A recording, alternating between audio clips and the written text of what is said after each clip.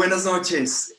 Quiero empezar expresando hoy mis condolencias y tristeza por todas esas familias que han sufrido algún acontecimiento cercano relacionado con el COVID-19, tanto a nivel de salud como a nivel económico por todo esto que estamos pasando. Como ustedes saben, la pandemia que estamos viviendo está ocasionando muchas muertes. Por lo tanto, es muy importante conocer qué está pasando con esta enfermedad y cómo debemos cuidarnos.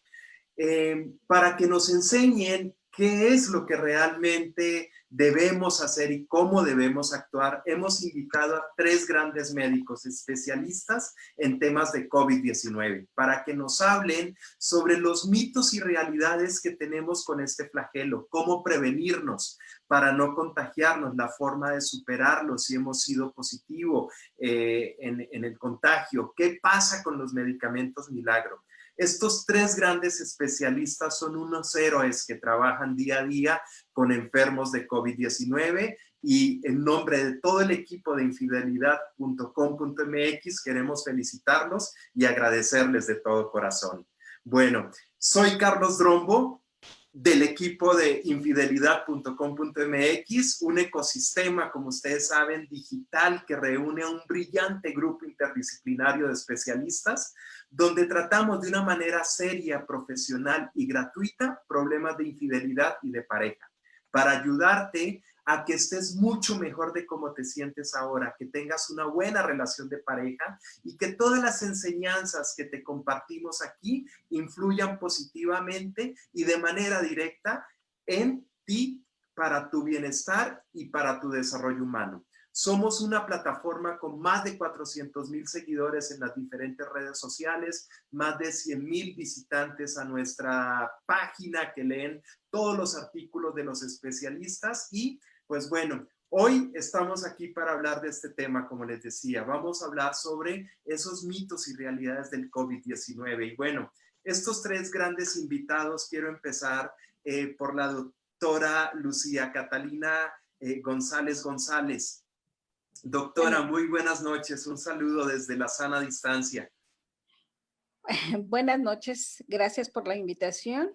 Yo soy la que estoy muy agradecida con todos de participar en esto.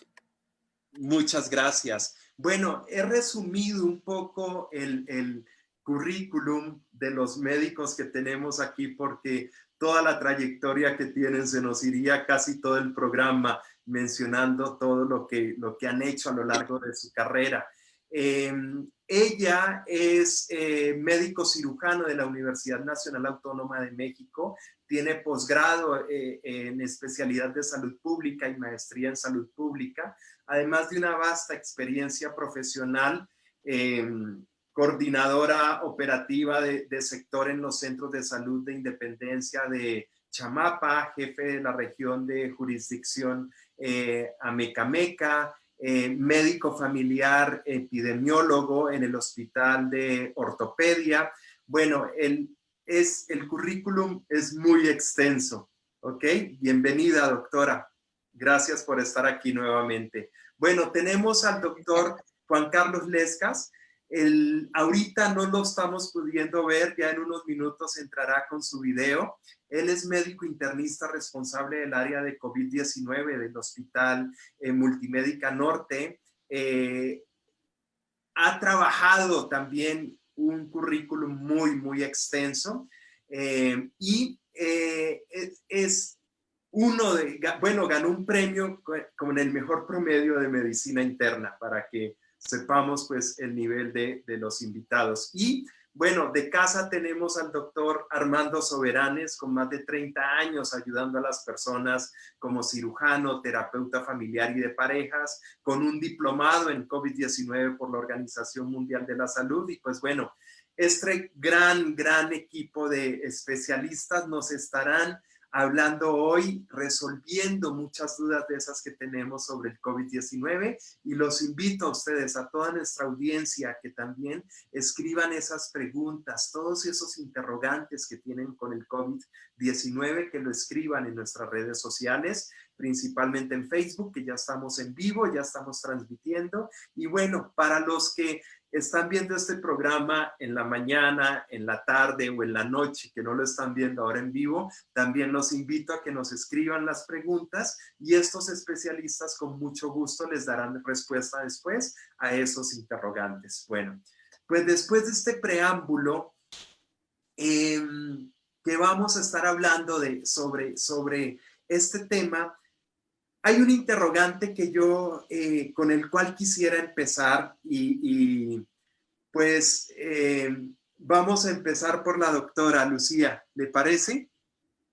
Una pregunta para usted, que nos ayude a diferenciar o a entender si es lo mismo cuando hablamos de coronavirus y cuando hablamos de COVID-19, o hay alguna diferencia para entender desde la conceptualización y cuando nos referimos a este tema. Bueno, Muchas gracias. pues, coronavirus es una familia que a la que pertenece COVID-19, es una parte de esa familia, que nos va a producir enfermedades respiratorias, algunas tan leves como un resfriado y unas tan severas como la enfermedad de Oriente de Nilo.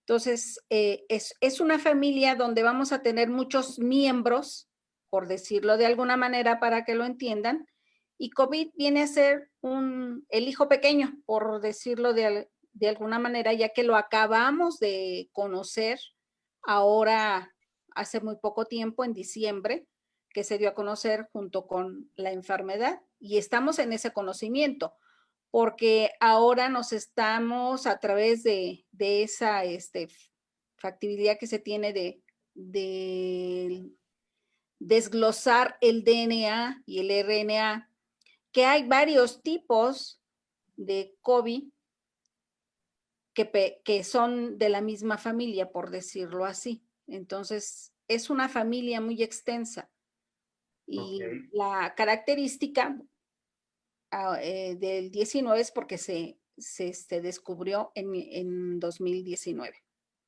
Ok, perfecto, muchas gracias. Ahora, este es un tema que, pues bueno, sabemos todo lo que la cantidad de muertes que ha venido ocasionando a nivel mundial y pues que no quiero sonar pesimista, pero pues que va a seguir esto, ¿no? Hablaba una de las personas que pues, como ustedes saben, rige o es el vocero encargado de la seguridad o del manejo del COVID-19 en México. Y él nos decía, o en una de las charlas que decía, que pues bueno, que si llegábamos a algo catastrófico, era llegar a más de 60,000 muertos. Y hoy ya hemos pasado esta cifra. Esto se mencionó hace un poquito más de un mes, el 4 de junio lo mencionaba, y en ese momento iban 12,000 muertos. Doctor Soberanes, ¿por qué debemos estar ahorita más alarmados por esto? ¿Qué es lo que está pasando y por qué debemos tomar todos estos cuidados en este momento con esas cifras que van hacia arriba? Precisamente por las cifras que acabas de mencionar. Si hablamos en términos redondos de que 40,000 casos se presentaron en los últimos de junio a la fecha, entonces si seguimos esa conducta y seguimos por ese mismo camino, decía Albert Einstein que si quieres que las cosas cambien, debes dejar de seguir haciendo siempre lo mismo, si no, no va a haber cambios. Entonces, con esta tendencia que está teniendo el crecimiento del COVID-19, podríamos pronosticar, como comentamos tras bambalinas, que antes de que la vacuna esté disponible en los hogares mexicanos, puestos a los mexicanos que se dejen vacunar, que ese es otro tema que después también podemos tocar, yo calculo que tendremos alrededor de 150,000 mexicanos muertos por COVID, lo cual es una cifra alarmante, pero que también puede ser fácilmente rebasada o en su lugar disminuida. Y todo depende mucho de qué hagamos para cambiar las cosas. Lo que sí yo puedo garantizar, que si seguimos haciendo las cosas en términos de Albert Einstein, como lo estamos haciendo ahorita, las cosas van a seguir empeorando.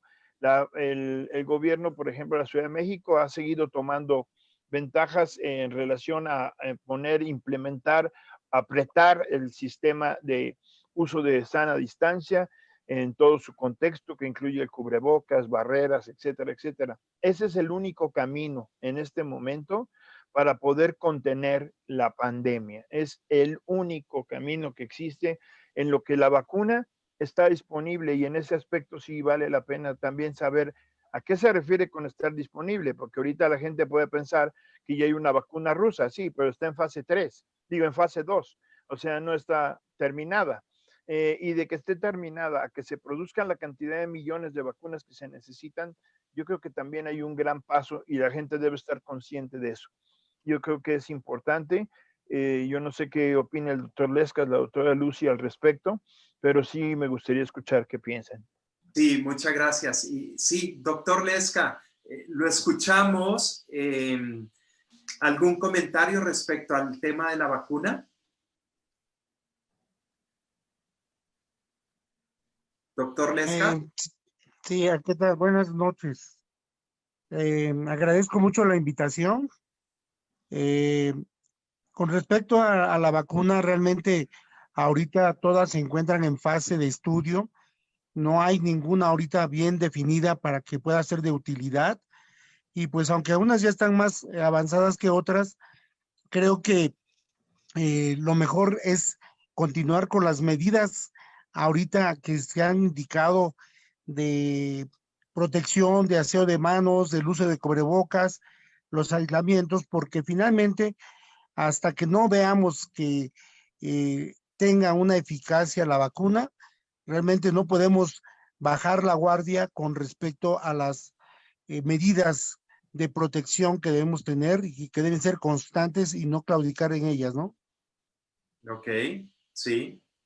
Doctora Lucy, ¿algún comentario? Sí, igual que mis compañeros, yo pienso que depende mucho de todos nosotros, que las medidas preventivas son las que nos van a sacar a flote. Como decía muy bien el doctor Soberanes, de aquí a que la vacuna cumpla con todos los requisitos para ser utilizada masivamente en la población, todavía hay un trecho bastante largo que seguir. Y si nosotros como personas no nos hacemos responsables de nuestro cuidado, que a través de que yo me cuide, voy a cuidar al resto, iniciando primeramente con mi familia y posteriormente con mi comunidad, no vamos a tener buenos resultados. Vamos a seguir teniendo más defunciones y ojalá no lleguemos a los 150,000, pero esto se está dando exponencialmente, ¿no? Estadísticamente, aunque se hagan modelos matemáticos, los estamos rebasando. Las probabilidades que nos estaban dando, los datos que nos estaban informando, ya los hemos rebasado en relación a lo que la población está realizando. No estamos cumpliendo con el autocuidado de nosotros. Ok, ese es muy buen punto. Y me da que para hacer ponerme como ese abogado del diablo, ¿no? Donde, ¿qué pasa en nuestros países? Y hablo países más subdesarrollados, países tercermundistas, donde puedo atreverme a dar una cifra donde más del 60% de la población vive casi al día a día, que mantienen un hogar con lo que esa persona gana en el día. ¿Cómo podemos mantener una sana distancia en una situación así? ¿Y cómo podemos evaluar ese factor que está sucediendo con la crisis económica que está pasando y con la crisis de salud que tenemos también muy grande? ¿Cómo lo visualizan ustedes desde el ámbito médico? Doctor Soberanes, empecemos por usted. Pues mire, yo quisiera unir las dos primeras preguntas. La primera en relación a las expectativas del virus y su mortalidad y qué debemos hacer, y otra la economía. Considero que dado la ignorancia que teníamos sobre el impacto, que por supuesto nos quedamos cortos, que iba a tener la enfermedad, el quedarnos en casa, el quedarnos encerrados en nuestra casa fue una buena medida de inicio. Sin embargo, lo que acabas de decir es muy importante. Hay gente que va a tener que decidir entre morir de hambre o morir de COVID. Entonces, eso no puede suceder. La economía tiene que seguir funcionando, pero no está peleada una cosa con la otra. Si la gente puede salir a trabajar, si mantiene cierta seguridad.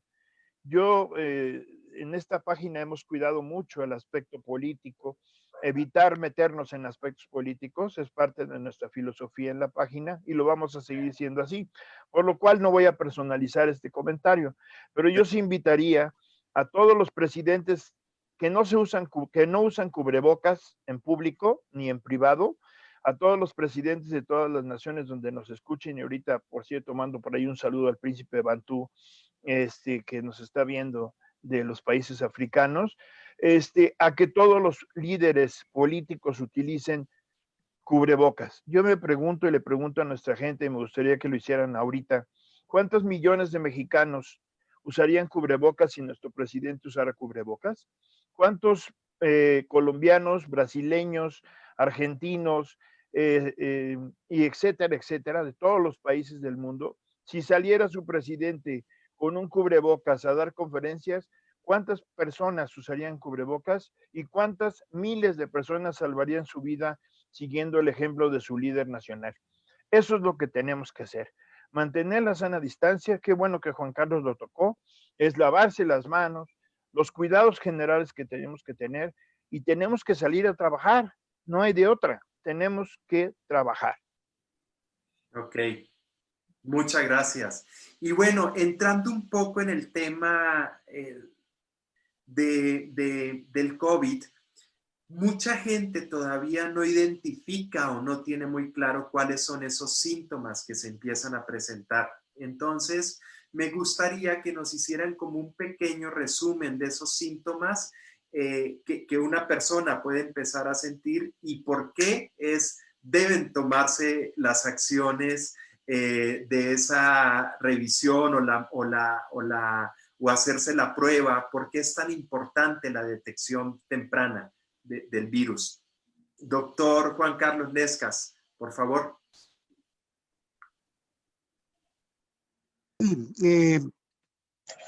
Definitivamente el patrón de síntomas que la enfermedad ha estado presentando ha ido cambiando desde su inicio hasta hoy en día.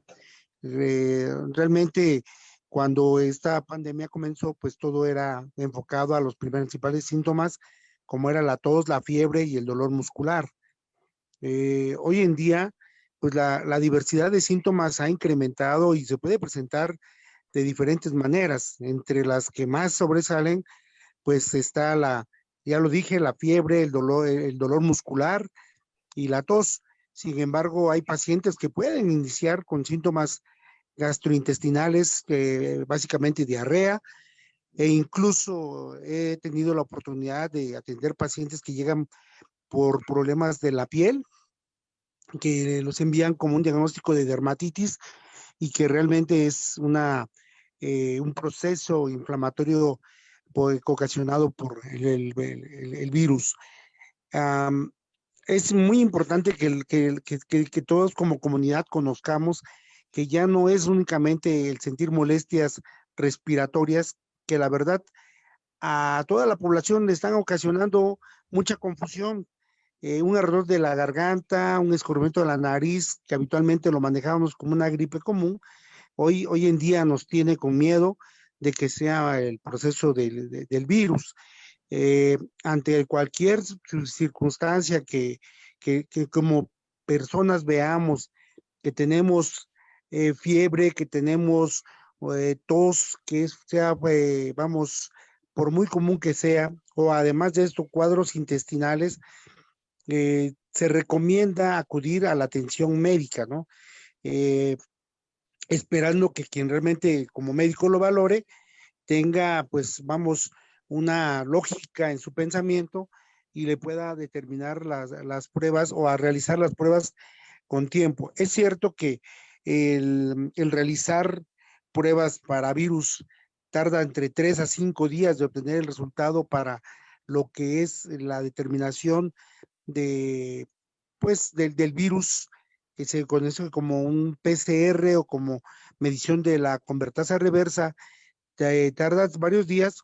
Sin embargo, tenemos marcadores metabólicos inflamatorios que nos pueden ayudar a determinar que el paciente está teniendo un proceso inflamatorio que puede estar asociado al virus.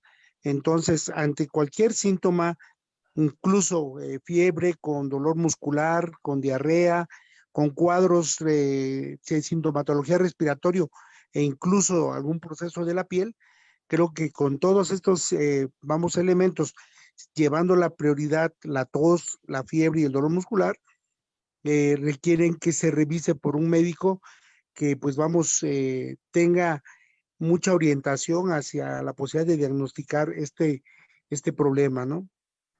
Ok, gracias. Doctora, y también se asocia el ardor en los ojos, la pérdida del olfato, del gusto también, como un síntoma. Y ahora... Son síntomas que se han ido sumando a los ya, como decía el doctor Juan Carlos, a los ya iniciales, ¿no? Primero pensábamos que era un resfriado común, que cuando ya empezaba a tener insuficiencia respiratoria, pues ya era una cuestión grave. Pero ha habido gente que inicia con problemas digestivos, que se piensa que trae una salmonela, alguna bacteria, y que posteriormente hace cuestiones respiratorias. Entonces, yo creo que aquí, como lo mencionábamos anteriormente, al inicio de que yo tenga fiebre, tos, diarrea, falta de gusto, de olfato, en lugar de automedicarme, busque yo al médico para que él me revise y verifique qué es lo que está pasando.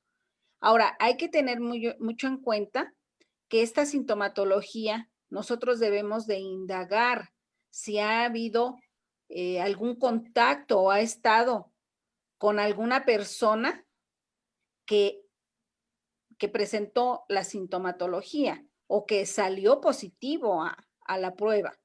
¿Por qué? Porque muchas veces no indagamos si hubo o viajes fuera del Distrito Federal o del estado donde esté o del país, o en otra cuestión, el que haya tenido contacto con alguna persona y que después se enteró a los 10 días que tenía COVID.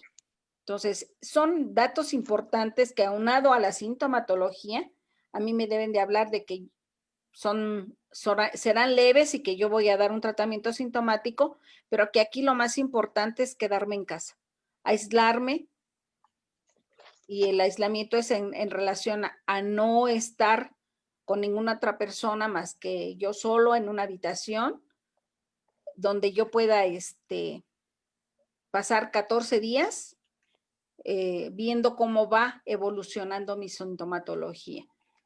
Pero de ahí es el que yo lo tome a tiempo y que los síntomas sean leves y que yo tenga una recuperación rápida con un tratamiento sintomático. Ok, gracias. Ahora, me surge una duda de lo que menciona la doctora, y esta pregunta es para el doctor Soberanes. ¿Qué diferencia hay entre el aislamiento y la cuarentena? ¿O es lo mismo? Bueno, la pura definición etimológica de la palabra nos hace la diferencia. Cuarentena habla de 40 días. Tiene varios antecedentes históricos este tema de la cuarentena. El más común es el obstétrico, en el cual le daban cuarentena a la mujer que daba luz y la dejaban 40 días en reposo en diversas culturas de diversas formas. Y después de eso ya podía reincorporarse a su vida. También se usó para enfermedades febriles y de contagios y otro tipo de enfermedades de ese tipo. Cuarentena habla de 40 días. Y por supuesto que ningún paciente con COVID-19 positivo debe tener cuarentena. Y por supuesto las personas que no tenemos COVID tampoco estamos en cuarentena. O sea, realmente estamos en aislamiento. La cuarentena es de 40 días. y la doctora Lucy ya lo dijo, 14 días en promedio, aunque ya se ha visto, porque ya también se dijo desde el principio, que este virus lo estamos conociendo. Conocíamos a la familia, pero no a sus integrantes. Nuestras personas que nos están escuchando, les pido que me digan si en su familia ustedes conocen a todos sus integrantes y me van a saber contestar que no. Entonces, y son de la misma familia. Entonces, nosotros no somos de la familia COVID, pero estamos conociendo a sus integrantes. Y hay unos muy rejegos y otros muy agresivos y otros que tienen memoria y otros que cuando ven que los agreden se cambian por otros, se disfrazan de otro color. Entonces, esto es la diferencia entre cuarentena y aislamiento es muy diferente. Una persona puede estar en cuarentena y no estar aislada, y una persona puede estar aislada y no estar en cuarentena. Entonces, no sé si quedó clara la diferenciación y si mis compañeros piensan diferente. Muy buena respuesta y muy buen ejemplo con lo de la familia. Doctor Lescas, usted que todos los días, bueno, ustedes que todos los días viven casos de COVID en sus instituciones, ¿en qué momento una persona debe ir al hospital? Cuando sienta qué síntoma. Ahora, esto lo pregunto porque ustedes saben que pues muchas personas no tenemos un médico de cabecera, como se conoce comúnmente, que les puedas hablar y decirle qué sintomatología tienen, o mucha gente pues no va al hospital porque de pronto no sienten que su sintomatología es para ir allá, pero sabemos que un factor muy importante para salvar la vida muchas veces es la detección temprana. Entonces, ¿en qué momento debe ir una persona al hospital? Cuando sienta qué.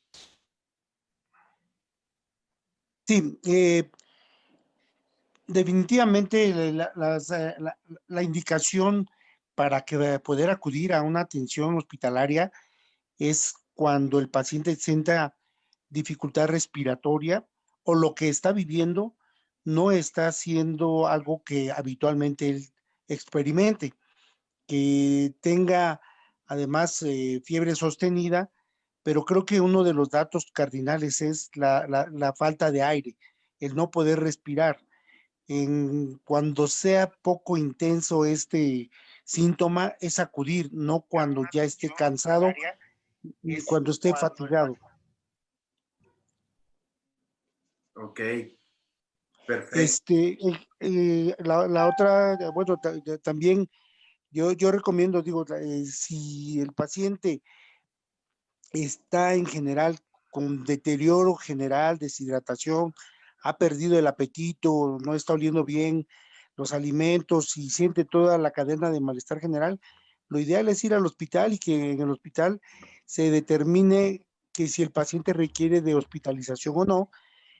Lo ideal sería que en todas las casas tuviéramos siempre pues un equipo de medición de oxigenación del dedo, un termómetro y poder ahí determinar si estamos oxigenando mal, ¿no?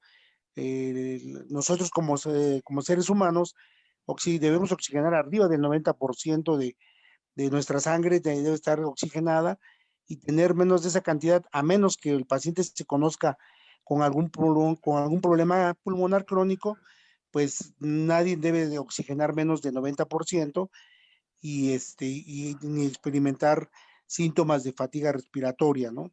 Entonces, ese momento en que el paciente o está oxigenando mal o tiene problemas para respirar, creo que es a los primeros síntomas de falta de aire, hay que acudir porque esto puede convertirse en algo muy grave, ¿no?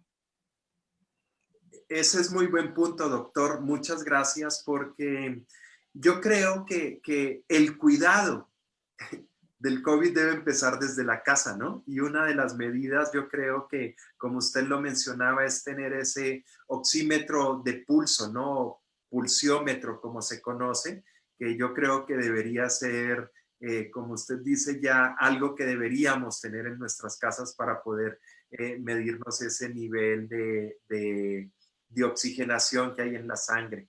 Ahora, doctora Lucy, leía la otra vez un estudio que hacía la Universidad Johns Hopkins del cubrebocas, ¿no? donde decía que disminuye un 89.5 factibilidad de contagio, ¿ya? Esas posibilidades. Y lo ha mencionado usted, lo mencionaba el doctor Armando también, de la importancia de tener el cubrebocas. Entonces, y de todas las otras medidas que se deben de usar. Ahora, la pregunta es, ¿qué error cree usted que estamos cometiendo los empresarios con el tema de la pandemia en nuestras organizaciones? ¿Cree que se está teniendo una buena comunicación, se están teniendo buenas prácticas? ¿Tiene usted algún conocimiento al respecto? En relación a las empresas. A las empresas, sí, de los Bueno, cuidados que que están implementando con sus colaboradores. creo que ante todo debemos de cumplir con un requisitos que está solicitando el Instituto Mexicano del Seguro Social, al que pertenecen casi todos los empleados de las empresas, donde ellos dan el aval para que se regrese a trabajar a estas empresas, cumpliendo precisamente con la sana distancia, el lavado de manos, la desinfección de las áreas y la barrera de protección, que es la que nos da el cubrebocas. Entonces, cumpliendo con estas medidas, es que a ellos bueno, casi a todos las empresas y los comercios autoriza el Instituto Mexicano del Seguro Social el que los trabajadores regresen. Esto tiene mucho que ver que si un trabajador o no se cumple con estas medidas, podemos tener un riesgo de contagio y podríamos, en cierta manera, que se vea como un riesgo laboral, y esto tiene muchas implicaciones. Por eso es que se ha exigido que cumplan con determinadas lineamientos. Algo decía el doctor Soberanes, que la jefa de la Ciudad de México ha estado insistiendo mucho en que se cumplan estas normas y que cada alcaldía tenga la verificación de estas normas para que no tengamos pues más contagios. Eso es lo que todo esto va en relación a evitar que se vaya haciendo exponencial el contagio. Una sola persona puede contagiar 2, 3 en una sola emisión, en un solo contacto. Entonces, si de ahí yo tengo atención al público, ¿cuántas personas voy a atender?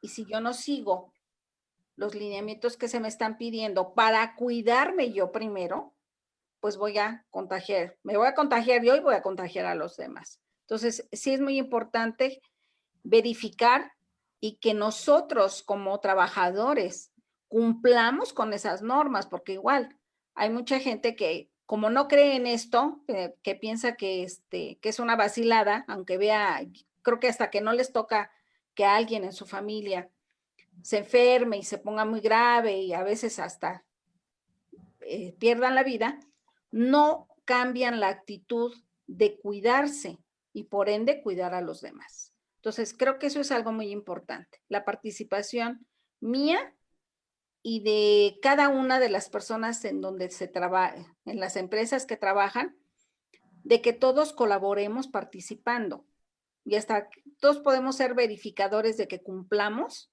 con todos los lineamientos que nos están pidiendo, sobre todo esa desinfección de las áreas que es muy necesaria para cuando hacemos, tenemos mucha gente o vemos, participa mucha gente, ¿no? En la actividad que estamos desarrollando. Excelente mensaje, doctora, el que da. Muchas gracias y ojalá todos lo tomáramos en cuenta de una forma vehemente y para implementarlo. Ahora, doctor Soberanes, ¿qué pasa con esos medicamentos o productos milagro que salen y algunos remedios caseros? ¿Qué podemos hablar de esto? nos vamos más por lo científico, creemos en estos medicamentos o en estos remedios caseros. ¿Qué pasa al respecto? Esta es una situación muy grave porque a mí me preocupa mucho y lo estamos viendo en la práctica clínica. Antes, bueno, había un paciente que se sentía mal del estómago y le hacían un té de menta o uno de hierbabuena y se curaba y a veces no se curaba y bueno, eso es una situación secundaria, pero aquí está la vida de por medio. Y como ya lo dijo bien el doctor Juan Carlos y la doctora Lucy, está de por medio la vida del paciente y de todo su entorno familiar y social, no nada más una sola persona. A raíz de esto han salido una gran cantidad de personas sin escrúpulos, sin títulos, sin experiencia, sin ningún conocimiento de la medicina, que van desde chamanes, brujos, y etcétera, etcétera, etcétera, de gente que se dice que sabe y no sabe nada, que sabe que da medicamentos y curas que no sirven absolutamente para nada, pero sí sirven para matar a alguien o para producir que la enfermedad avance a un punto de no retorno. Si nosotros recordamos la epidemia de la influenza, había un punto de no retorno. Si el paciente avanzaba la enfermedad, ni con tratamiento ni con nada lo podíamos sacar adelante. Entonces, en esta enfermedad no es diferente, aunque el virus es totalmente diferente, la enfermedad también hay puntos de no retorno. Esos puntos ya los tocará el doctor Juan Carlos quizá en su momento, que él conoce más de esto que yo, pero lo cierto es que la aparición de estas personas que se dicen médicos, se dicen terapeutas, se dicen gente que sabe medicina y no sabe nada, está matando gente. Deberían ser tipificados como delincuentes. Y de hecho, hoy estoy contento porque ese pensamiento mío que parece medio agresivo y medio descalificador en forma general, que no lleva ese objetivo, sino lleva el objetivo de mantenerse en la ciencia. Hoy la COFEPRIS, no el día de hoy, pero en estos 2 días o 3 pasados, la COFEPRIS sacó una nueva norma en la cual va a sancionar severamente desde dinero hasta quitarle el título o meter a la cárcel a cualquier persona que no sea médico, que no esté acreditado como médico y que recomiende o mande medicamentos o artilugios o vibras o demás cosas que para pseudo curar el coronavirus, en especial para el coronavirus, aunque lo va a hacer de forma general. Entonces, qué bueno que la ley toma cartas en el asunto, porque si no, la mortalidad también va a subir por la falta de tratamientos adecuados. Entiendo que psicológicamente mucha gente se pone muy contenta porque le den un remedio casero, pero eso no va a ayudar. Recuerden lo que pasó en los Estados Unidos cuando el presidente dijo que había que ponerse cloro tomado para esterilizar el cuerpo. Miles de norteamericanos tomaron cloro y se murieron. Entonces, hay que tener mucho cuidado con esto. Para mí sería la parte más importante de esta plática de hoy. Alertar a toda la gente que nos está hablando y que nos está viendo y que aparte que nos pregunten y nos digan que por favor no hagan caso de nada que no sea expedido por un médico que esté calificado para poder hacer diagnóstico y dar tratamiento. Esto es la única manera de que ustedes conserven su vida. Dos cosas importantes. Una, medidas preventivas. Nada más quiero ahondar tantito en lo de Lucy y ya dejarles el tiempo a ellos.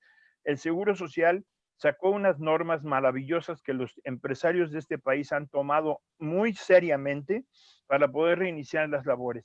Estas medidas las pueden aplicar en su hogar. ¿Sí?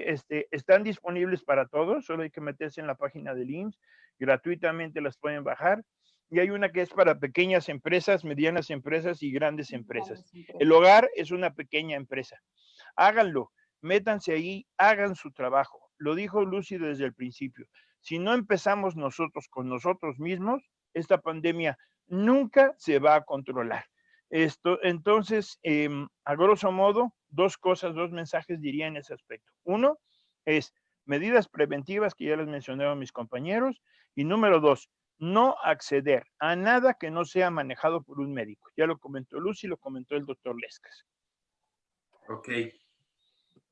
Muchas gracias, doctor Armando. Ahora, doctor Lescas, sabemos que, bueno, ya vienen las épocas de frío y es donde la influenza también empieza otra vez a reactivarse. ¿Qué va a pasar en ese momento? ¿Cómo poder diferenciar si es un síntoma de COVID o si es un síntoma de influenza? ¿Cómo podemos actuar en esa circunstancia? ¿Qué nos recomienda usted? Es una excelente pregunta porque finalmente, como veíamos, este tipo de coronavirus como familia tienen un patrón de enfermar muy similar.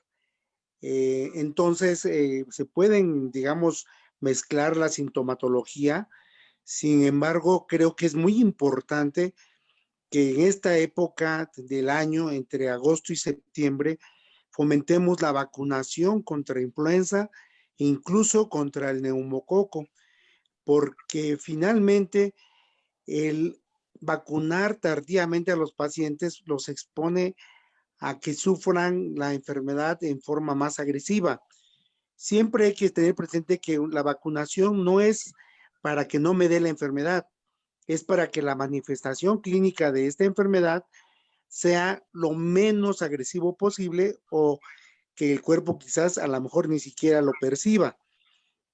De tal manera que estamos viendo con este nuevo coronavirus, SARS-CoV-2, que es un virus muy atípico, es un virus que no es estacional como habitualmente vemos al resto, y sobre todo que se adaptó a todo tipo de clima y pues a todo tipo de temporada del año. Entonces, los síntomas siempre van a estar muy similares, pero creo que vamos a lograr mucho si ahorita en esta época, de aquí a por lo menos a octubre, fomentemos la vacunación contra influenza y podamos evitar que se sumen los virus en forma agresiva, ¿no? No está demostrada la reacción cruzada, pero creo que también la agresividad de la enfermedad sería menor. Creo que eso sería muy oportuno hacerlo y no esperar a que llegue diciembre, enero, para querer vacunar pues a la población, que es algo que que no se fomenta en México, ¿no? Okay. Muchas gracias, doctor. ¿Algún comentario adicional que quieran hacer? ¿Alguno de ustedes? Doctora Lucy, doctor Armando Soberanes. Creo que en relación a la vacunación, como dice el doctor Juan Carlos, sí es importante que nuestras autoridades nos pongan a tiempo, y llamar a tiempo es septiembre, finales de septiembre, pongan a la disposición de nuestro Sistema Nacional de Salud la vacuna contra influenza que permita que toda la gente se vacune a tiempo. Esto implicaría que entramos previo a que se inicie la época de influenza, con ya una protección con esta vacuna, y como decía el doctor Juan Carlos, va a permitir que la sintomatología no se confunda con COVID, pero a su vez también que evitemos que la influenza tenga un cruce con COVID y se vuelva más agresivo, ocasionando más defunciones. Yo creo que va a depender mucho de que tengamos la vacuna a tiempo y que la gente se vacune. Que no sigamos con esa idea de que si me vacuné en marzo, en febrero de este año 2020, me tengo que vacunar en marzo y febrero del 21. No, en cuanto llega la vacuna, yo debo de vacunarme. Las cepas que tiene la vacuna 2019-2020 no van a ser igual a las cepas que contiene 2020-2021. Entonces, es algo muy importante, porque también a veces no se informa y se le dice, venga usted dentro de un año, y se la puso en enero, ya no cumple con la función que tiene. Entonces, en cuanto se sepa en la población que ya está la vacuna, acuda a las unidades y aplíquese la vacuna. Esto nos va a ayudar mucho en esa cuestión diferencial para entre COVID e influenza. Muchas gracias, Yo, doctor. yo quisiera comentar de esto, no comento más porque acaban de hablar dos expertos en la materia y bueno, al Papa no se le habla de religión católica. Pero sí quiero aprovechar esta intervención de Juan Carlos y de Lucy para comentar lo que ya estoy leyendo en las redes, que ya es una oposición a vacunarse por grandes grupos de gente ignorante que persigue objetivos realmente que no entiende mi mente limitada. A no vacunarse. Ya se está invitando, aún no está la vacuna y ya se está invitando por las redes sociales a no vacunarse, utilizando toda clase de pretextos que se han utilizado desde hace mucho en contra de las vacunas, desde que nos ponen un chip Microsoft y que por eso es que ya no hay que ponerse la vacuna. En verdad, a mí me da risa, pero la gente piensa que eso es verdad. Entonces, yo les invito desde ahora, me adelanto, quizá pesimistamente, yo soy al revés que Carlos, Carlos es muy optimista, yo soy al revés. Yo invito a la gente desde ahorita que deje de escuchar esas idioteces que se hablan por todas partes. En cuanto salga la vacuna, tendremos la certeza de que esa vacuna no nos va a hacer daño, que nos va a ayudar, como ya explicó claramente Juan Carlos y la doctora Lucy, y que hay que ponernos la vacuna. Ya lo dijo Juan Carlos y también lo dijo Lucy. Esta no es una enfermedad estacional. Eso quiere decir que nos puede dar en cualquier parte del año a cualquier tipo de humanos, jóvenes, viejos. Eso de que a los niños no les da es mentira. También les da a los niños. A los jóvenes también les da. Entonces, esta vacuna va a ser de aplicación generalizada. No va a ser como la de la influenza que está medio selectiva a las poblaciones. Entonces, por favor, todos los que nos escuchen difundan esta idea. Hay que vacunarse, ¿sí? Empezando por uno mismo. Gracias. Doctor Armando, comparto con usted totalmente que tenemos que vacunarnos tan pronto llegue la vacuna y con la doctora Lucy que tenemos que aplicarnos la vacuna en la influenza. Tan pronto esté ya disponible, hacerlo. Ahora, doctor Lescas, hay una pregunta de nuestro auditorio e invito a todo el auditorio a que nos hagan más preguntas a estos especialistas. Y la pregunta es muy interesante porque dice, iba dirigida a usted, doctor Lescas, dice, mis hijos son asmáticos, me recomienda la vacuna de influenza o dice que le da temor que se pongan sus hijos la vacuna de influenza porque se pueden sentir mal.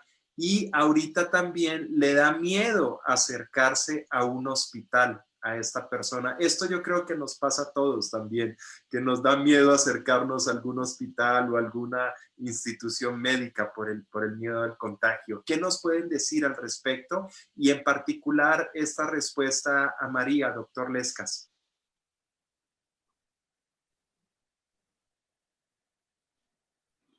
Perdón, es que se fue un poquito el sonido aquí, pero no escuché. ¿Cuál es la pregunta?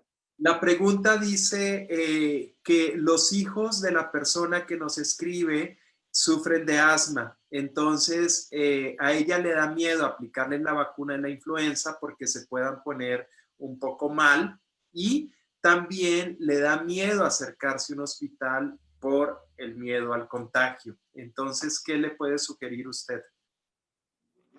Ok, bueno, finalmente un paciente asmático va a tener más protección vacunándose que no vacunándose. Es cierto que las personas que a veces son alérgicos a determinados componentes de la vacuna por la estructura misma de la vacuna, pues aunque no sean asmáticos, hacen una reacción alérgica y a veces hacen una reacción exagerada a la vacuna. Eso en realidad no está definido qué pacientes son los que más hacen este tipo de respuesta, pero finalmente el asma bronquial no es un condicionante para no vacunarse. Al contrario, el paciente debe ser vacunado porque son los pacientes que finalmente ante un proceso infeccioso de esta naturaleza pueden agudizar su proceso de asma bronquial y volverse algo muy serio, muy grave, que incluso puede implicar el riesgo hasta de morir. Y desde el punto de vista de ir a un hospital, pues mientras el paciente esté bien controlado de su asma bronquial, que el paciente esté bien manejado, que no tenga crisis, que no tenga hospitalizaciones frecuentes por agudizaciones, es un paciente que es seguro pueda ir al hospital a revisión o atenderse o a vacunarse. Pero sí, finalmente, el beneficio de la vacuna en un paciente de esta naturaleza, incluso las personas que sufren de enfermedades pulmonares crónicas, como bronquitis crónica, enfisema pulmonar, se ven más beneficiados vacunándose que no vacunándose. Es un mito el hecho de que mucha gente luego le dice, no, que no se vacune porque le va a despertar el asma. Si el paciente está bien controlado y el paciente no ha tenido agudizaciones, la realidad es de que no tiene por qué no vacunarse. Ok, muchas gracias, doctor. Ahora, esta es una pregunta frecuente y va para usted, doctora Lucy. ¿Qué pasa con una persona que ya fue contagiada? ¿Se puede volver a infectar nuevamente? Se había pensado, y como lo mencionamos al inicio, es un virus que estamos conociendo, que aún no terminamos de conocerlo. Acabamos de escuchar hace poco que un paciente que fue contagiado con COVID en abril salió, tuvo una recuperación satisfactoria y que se acaba de reinfectar, ¿sí?, al acudir a España. Y ahí es donde los investigadores identificaron que es otro tipo de cepa, la que muy diferente con la que él se contagió en abril. Entonces, sí puede existir este contagio. La memoria que nos da la IgG, al estar nosotros en contacto con el coronavirus, pues hasta ahorita se ha identificado que va hacia 90 días. Pero sí cabe la posibilidad de que nos podamos reinfectar con otra cepa que también esté circulando en el ambiente. Entonces, todo esto los investigadores lo están tratando de identificar, porque como comentábamos, esto es nuevo, y entonces cada día sale algo diferente que nos permite ir como que conociendo a este virus y poderlo encuadrar, pero aún no tenemos toda la verdad en las manos, ¿no? Estamos en proceso de investigación. Ok, muchas gracias. Y doctor Soberanes, esta pregunta es como un poco esa continuación. ¿Las personas que ya han sido contagiadas, queda alguna secuela en su organismo, en sus pulmones? ¿Hay algo que quede una afectación? Bien, yo creo que una parte la contestaré yo, pero otra creo que Juan Carlos también tiene mucha experiencia al respecto. Yo lo que quiero decir brevemente es que salió un comunicado reciente de la OMS en la que ya se identificaron 20 cepas diferentes. Sepa cuántas va a haber después, pero ahorita de pronto hay 20 cepas conocidas. Entonces, ojo, alerta con esto. Ante las nuevas cepas, lo que tenemos que hacer es protegernos otra vez. Y sí, en base a las secuelas, sí quedan secuelas, depende qué tipo de paciente. Acuérdense que en medicina las anécdotas no sirven para nada. Y el hecho de que alguien diga, yo me tomé un té de manzanilla, es muy bueno, entonces quiere decir que el té de manzanilla es lo mejor que hay. Y así salen 20 testimoniales y entonces la gente compra té de manzanilla. No, no es así, ¿eh? La medicina y la ciencia no funcionan de esa forma. Por eso hay etapas, por eso hay fases de estudio.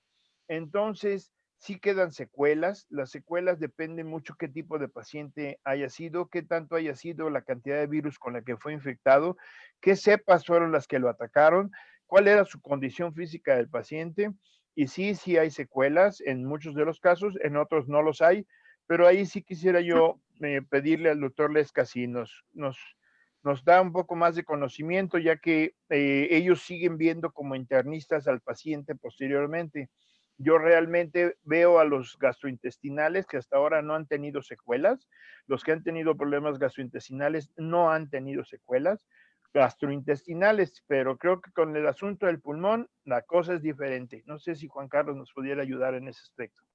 Gracias. Gracias, doctor Armando. Mire, creo que sí estoy muy de acuerdo con ustedes. Es un padecimiento que creo que a nivel mundial estamos aprendiendo todos sobre el comportamiento, sobre las, eh, la evolución clínica del paciente y sobre todo con respecto a las consecuencias tardías que va produciendo.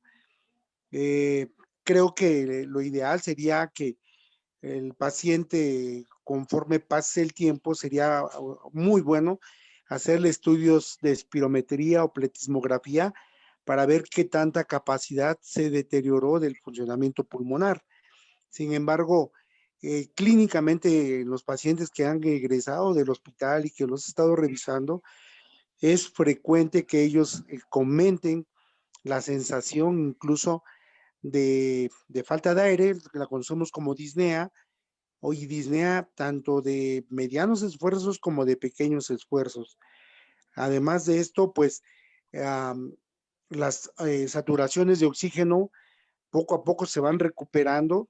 Sí hay pacientes que aceleran más su recuperación en base a la terapia pulmonar que se les ofrece, que se les otorga, y hay otros que son un poco más tardados en recuperar. Es muy frecuente que se quejen de dolor torácico, pero vamos, la cuestión de falta de aire es muy importante. Es un padecimiento que tanto compromete el proceso de los neumocitos, inflamatorio de neumocitos, pero también afecta mucho la vascularidad pulmonar. Entonces es entre la mezcla de un proceso neumónico y de un proceso que es similar al tromboembólico pulmonar con inflamación vascular, lo que hace que se limite mucho o se disminuya mucho el funcionamiento pulmonar de los pacientes. Y eso es lo que es más tardado en recuperarse. El paciente, ¿hasta dónde va a llegar a recuperarse? La verdad es que en este momento es muy difícil determinarlo, pero sí es muy lento la recuperación. Secuelas a largo plazo no está demostrado que sean, pero de una u otra manera los órganos son tan maravillosos que permiten una adaptación del cuerpo al funcionamiento que les quede en porcentaje al pulmón o a cualquier otro órgano. Paulatinamente no creo que a lo mejor se recuperen al 100%, pero lo que sí hay una realidad es que el organismo se va acoplando al funcionamiento que quiere, eh, permitiendo una funcionalidad óptima de las personas, ¿no? Ok, muchas gracias, doctor. Bueno, ya nos estamos acercando a la recta final de este conversatorio tan interesante y tan instructivo que ha sido. Tengo una pregunta para el doctor Armando. ¿Cómo podemos comprar con seguridad en las tiendas de comestibles? ¿No hay algún riesgo al tocar los alimentos o cuál es el cuidado que se debe de tener aquí? Bien, la Organización Mundial de la Salud, y perdonen que haga referencia a ellos, pero es la referencia que todos usamos, porque tienen un grupo interdisciplinario de impacto mundial, ha demostrado que la transferencia por objetos del coronavirus es muy baja, porque la transmisión más fuerte se da en el aire, de ahí la sana distancia, y en lugares cerrados. Las tiendas también tienen protocolos, ya se habló de los protocolos, hay protocolos internacionales para sanitización de las verduras y las frutas que no vienen del COVID, tienen muchos años ya implementados y nosotros creemos que desde el productor hasta el consumidor final hay varios protocolos que atraviesan ese tipo de frutas, verduras y demás mercancías que evitan la propagación del COVID-19 a través de superficies y demás. Eso no quiere decir que sea al 100%, no hay nada que prevenga al 100%, pero tenemos una tranquilidad en ese aspecto. Sin embargo, el enemigo público del COVID-19 es el jabón. Entonces, una buena lavada de agua con jabón de nuestras verduras o desinfectantes será suficiente para estar totalmente tranquilos de que esas cosas en el súper no nos va a pasar nada. Es increíble, pero a mí me ha tocado, cada vez que voy al súper, y voy pocas veces, mi hijo es el sacrificado, me toca ver cómo la gente está peleándose con los de seguridad porque no quieren usar un cubrebocas. Entonces, mejor preocuparnos por ponernos el cubrebocas y no tanto por las verduras, las frutas o los impactos que esto pueda tener. Entonces, no se preocupen mucho por eso, compren su mercancía, lávenla o pónganle un aspersorcito de agua con cloro diluida, y ya con eso estará suficiente. No es necesario hacer más allá de esto. No pasa nada. Y no se toquen la cara, por favor. Hay que ver nada más los videos, como la gente trae un cubrebocas, se lo está agarre y después se agarra los ojos. Perfecta manera de contagiarse de COVID. Muchas gracias, doctor. Doctora Lucy, ¿puede reactivar el micrófono, por favor? El audio. Ahora, ya de las últimas preguntas, ¿qué pasa con las mascotas? Doctora Lucy, ¿las mascotas pueden ser factor de transmisión del COVID? Como le comentaba yo, es algo que se está investigando, no se ha encontrado ningún caso asociado a mascotas, ni a perros, ni a gatos, que son las que normalmente se tienen en casa, pero sí hay la recomendación que debemos de tener el cuidado de lavarnos las manos después de tocar a nuestra mascota, después de que le damos sus alimentos, evitar el que comamos lo mismo que la mascota, porque hay gente que le da que el chocolate y se lo quita y se lo come, bueno, ya son cuestiones muy personales.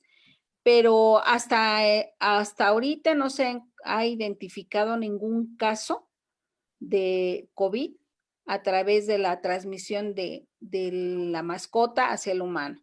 La transmisión de COVID es humano-humano, como lo comentaron en algún momento, es aérea, no, y como decía Armando, no hay que tocarnos ni la cara, ni la boca, ni la nariz, ni los ojos, porque son las vías por donde puede entrar el COVID y hacernos travesuras y provocarnos la infección. Ok, muchas gracias. Yo creo que este es un tema que nos da para varios capítulos, para hablar mucho del tema y sobre todo la importancia que tiene, porque de tener todos estos cuidados, de tener todo este conocimiento, puede ser un gran diferenciador entre la vida y la muerte. ¿Ok? Y muchas gracias a ustedes nuevamente, unos héroes. En el capítulo pasado les agradecíamos también que hablábamos de gratitud y de todo lo que ustedes hacen diariamente, ayudándonos a todos a salvar nuestra vida y el cuidado de nuestra salud. Y en ese orden de ideas, ya para terminar esta última pregunta, si ustedes tuvieran la posibilidad de ser quienes dicten esas medidas de seguridad en torno al COVID, ¿cuáles serían sus recomendaciones? Sé que ya nos han dicho muchas cosas, pero creo que vale la pena ser reiterativos nuevamente y volverlo a mencionar. Empecemos por la doctora Lucy, por favor.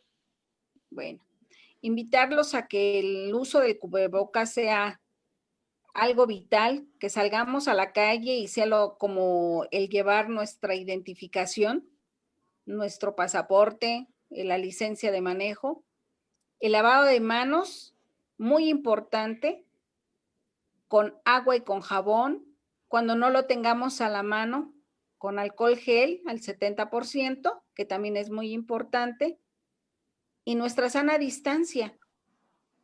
Hay mucha gente que se enoja porque uno toma esa sana distancia, pero debemos de invitarlos a que parte del cuidado es el distanciamiento social y físico.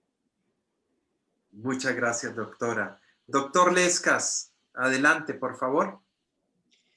Sí, creo que además de las medidas que la doctora que nos comenta, la doctora Lucy, es muy importante dejar de creer en tratamientos empíricos, en recomendaciones familiares o pues de gente que que pues se siente curandero, se siente chamán. Creo que eso es algo muy grave. Nosotros ejercemos una ciencia en la cual todo es demostrable desde el punto de vista de investigación, de publicaciones, de demostrar en millones de personas que esto da resultado y no por recomendaciones familiares o de personas que pues en realidad se sienten con esa autoridad de poder dar recomendaciones. La otra situación que también creo que debe de pues persistir es que cada vez que alguien se sienta mal, por más tiempo o más bien por menos que se crea que no es tan grave, hay que darle la seriedad. Este es un problema muy serio y desafortunadamente, aunque todos nos contagiemos del virus, no sabemos quién va a responder de una forma, quién de otra, quién va a necesitar hospitalización y quién va a requerir ventilación mecánica, quién va a morir. Se dice que un 1% de la población que se infecta con este virus es el que fallece, pero si vamos a estadísticas en base a la cantidad de población que tenemos en el país, 1 millón de personas muertas es demasiado para poder decir que nos confiamos de que el 1% no es nada, es muchísimo y eso debe de ser algo que debe impactar en nosotros como personas, como seres humanos, de que nos debemos de cuidar y que las medidas no las debemos de aflojar. No es bueno seguir recomendaciones y sí acercarse al médico que nos pueda orientar de una forma más científica para este tipo de problemas. Muchas gracias, doctor. Doctor Soberanes. Bueno, pues yo creo que han dicho cosas muy valiosas mis compañeros. Yo, si tuviera el poder de decidir sobre un país, qué medidas tomaría sobre el mío, lo primero que haría es que en todos los lugares en donde yo saldría al público, saldría con cubrebocas. Porque si yo soy el líder de un lugar donde la gente me hace caso, me quiere y me sigue, lo primero que haría sería ponerme el cubrebocas, bajo un pensamiento muy simple.